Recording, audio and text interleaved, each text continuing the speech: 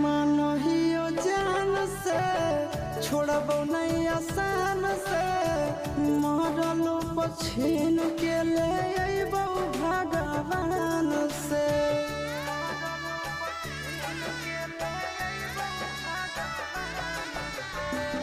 मानहियो जान से छोड़बो नहीं आसान से मरलो पछीन के ले अइबो भगवान से।